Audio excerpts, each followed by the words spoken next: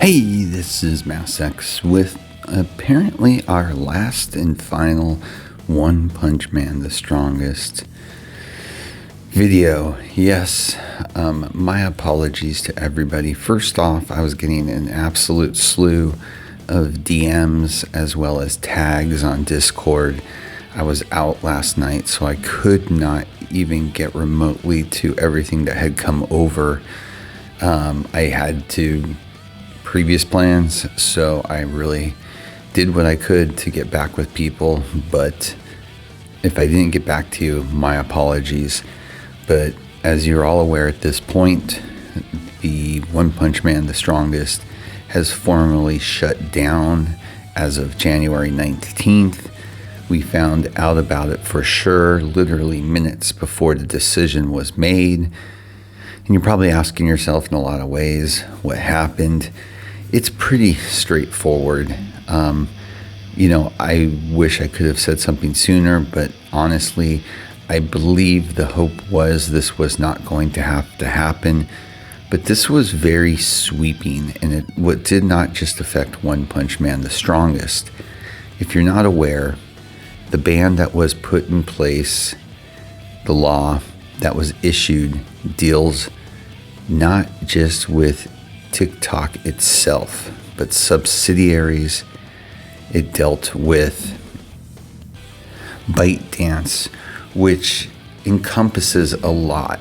It encompasses a lot of gaming companies that are all owned under the same umbrella, basically broken down into different corporations. But in the end, the law was very specific, and it took out basically all aspects that fell under the umbrella that they discussed in the law, which included Moonton, who is owned under ByteDance, which is all part of that umbrella under, let's just call it the TikTok brand to make it easier for understanding. So Snap, for instance, was hit amongst a plethora of other games. Now, I don't want to sugarcoat anything for anybody, and I want to make things very clear because we had been talking with Moonton during the week all the way up until yesterday, and we knew when they were actually online yesterday, which they normally not during the weekend, that things were still being discussed and decided. But in the end, they chose to follow the law. They shut down in the US basically anything that fell under the umbrella of the law. Now, some games made out of it a little better than others. One Punch Man the Strongest, the choice was made to shut it down everywhere that Moonton had it, not just the US. So what does that mean? Well, hypothetically, in the future, this could get overturned or a stay be put into effect. The problem is, at this time, and this could change, it appears that One Punch Man the Strongest, probably because of its earning ratio, I'm sure they analyzed all their mobile gaming, and based on player base size, based on how much money it was earning monthly, they made different decisions on each game. Again, anything US wise was shut off, but then other games from their portfolio, they made decisions of whether to completely shut it down or to just shut down US access. One Punch Man the Strongest was not lucky enough. It was shut down completely. So the likelihood of it probably coming back up online is probably a lot less than other games in their portfolio where they kept them open in all other jurisdictions. So that doesn't bode well for the base players for One Punch Man the Strongest, sadly. So it is what it is. For the first time since this game started, I can honestly say I can't blame Moonton. I know people were upset how it just closed and the notice came up, but honestly, I think the hope was something would change, or they would come up with something to be able to circumvent the law to a certain degree. In the end, the powers that may be, and let me preface this too, this probably wasn't Moonton's decision. This was ByteDance's. This is big ramifications. So this is at the top of the food chain. They had to make a business decision on how they wanted to handle it. I'm not going to get into the politics about any of this. I'm not going to get into any deep dives or any of this. I want to keep it simple and to the point, but I also want to keep expectations understandable after speaking with them and seeing what's occurred over the last 12 plus hours. So let me just be clear. If One Punch Man the Strongest comes back, I'll probably be a little shocked. I don't think it garners enough for them to justify the risk ratio for what they choose or where they want to put and focus their efforts for in the future because of the player base size and the amount of money it makes. So sadly, this is probably the end of One Punch Man the Strongest. It is what it is, guys. I'd love to tell you guys I'm sad or bummed, but I'm actually not. You could see this coming, especially with the Supreme Court ruling on Friday. So maybe I'd already prepared myself so it didn't throw me under the bus like a lot of people. But I did want to take the time to just put that out there so people really do understand the likelihood of if it will come back. Now again, if we hear something and it changes, we will post it as soon as we can. Fingers crossed, right? But yeah, so I just want to say thanks to everybody during the time playing this that supported me, that hated me, that was disparaging, was complimentary to me. It all goes part and parcel with the world of the internet these days. None of it bugs me. So I get what it is. But it was a fun time. Met some great people that I really think are amazing individuals. And so for that, I am incredibly grateful. But yeah, it does suck.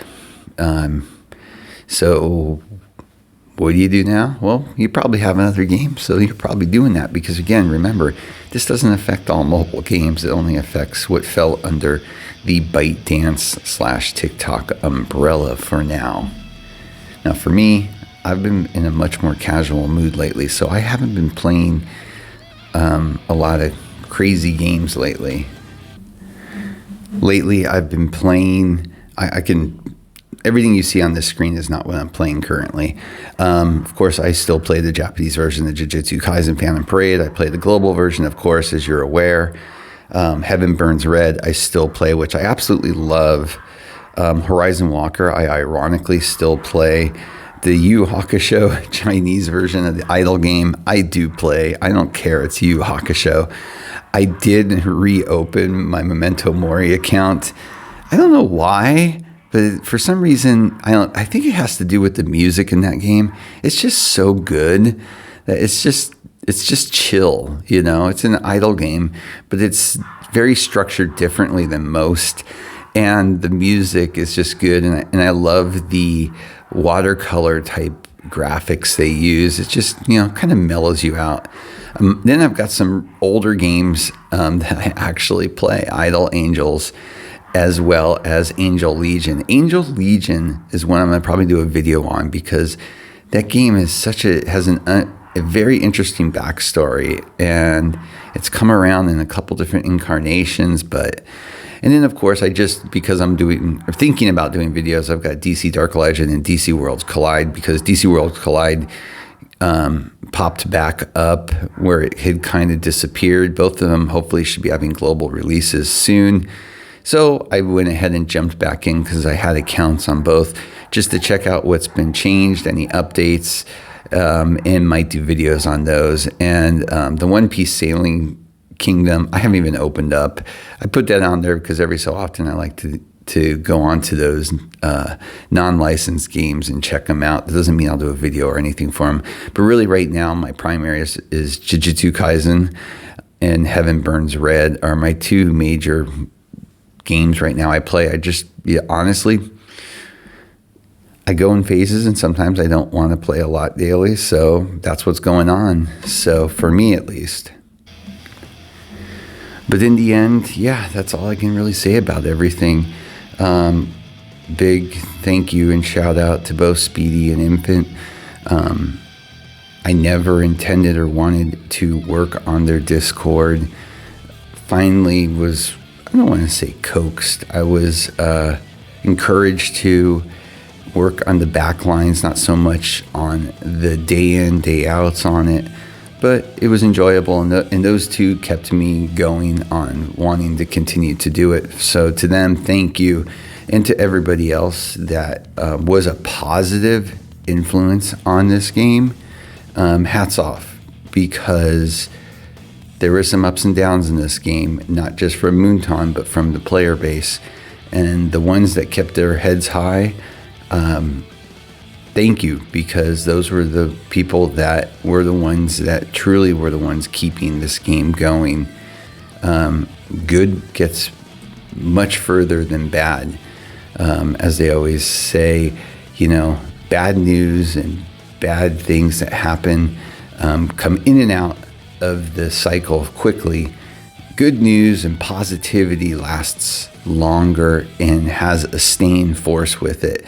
So those people that really tried to go forward and push the positives in this game, like building up that wiki, as well as other creators that had a positive spin, to them, thank you, because you did help shape and mold the community when at times it was questionable.